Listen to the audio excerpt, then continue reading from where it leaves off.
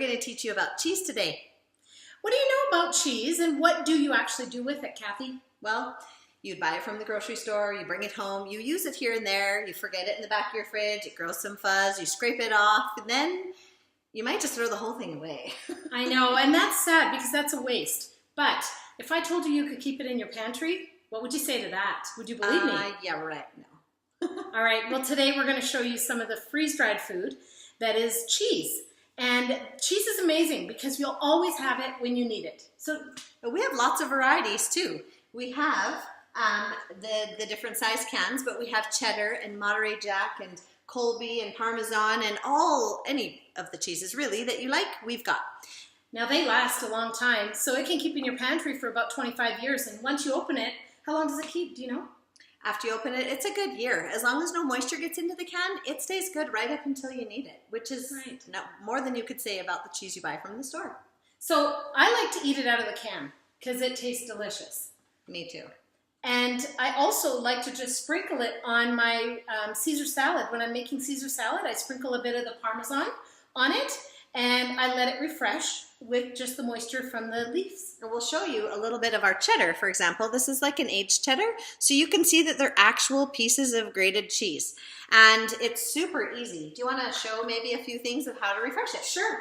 Well, one way is I actually put a little bit in a Ziploc bag. So if you're going camping or hiking or just want to, Ziploc bags are amazing. So I put it in, and then all I do is I get my spray bottle. So Kathy, you can hold that.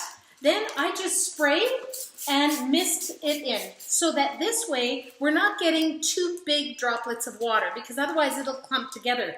So I don't like clumpy cheese. Oh, Kathy, don't you have a story about that? Clumpy cheese.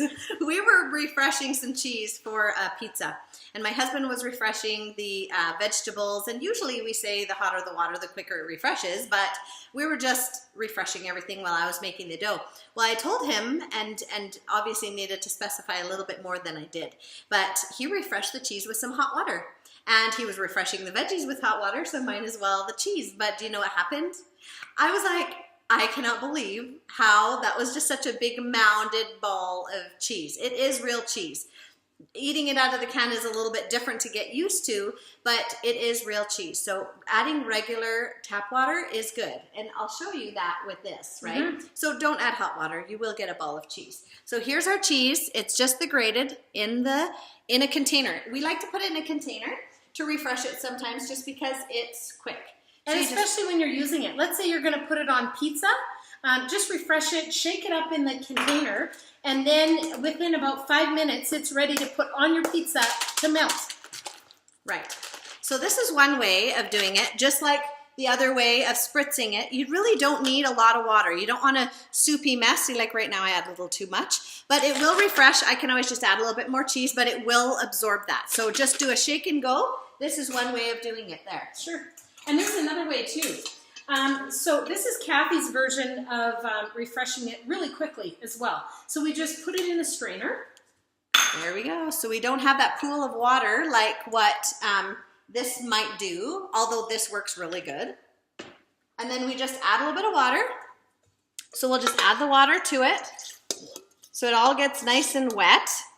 And then I'll just let it sit so it's not sitting in the puddle of water. And then I'll just refresh it again a little bit more and then let it sit. Another maybe 5 minutes is all you need. And then after it has some time to just sit and get happy, then you could start using it, putting it onto your pizza, your quesadillas, anything that you would use your grated cheese for. Sure. If you're going to have a tomato soup and you want to put some cheese on that, you could just place it right on. You don't need to refresh it. So it can be used in recipes quite easily in the dry form, freeze-dried form, and directly into the recipe. I do it in my broccoli cheese soup all the time. I just put all my ingredients, even my cheese, all in one pot, add the water, bring it all to a boil all together, and it will refresh right into the soup. So super easy that way. So I love having the cheese in our pantry. Good. So remember to share, like, and follow.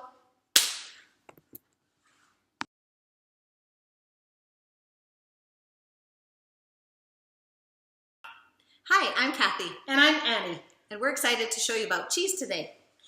what do you do with your cheese, Kathy? Well, regular people buy their cheese and then put it in their fridge and use it here and there, and the odd time forget about it, where it gets moldy and grows fuzz, and then you have to scrape off those moldy bits. I know that's really gross. Sometimes it's so bad I'll just throw the whole thing away. But no moldy cheese when you're using Thrive. What if I told you jumped the gun? What if I told you that you could keep cheese in your pantry?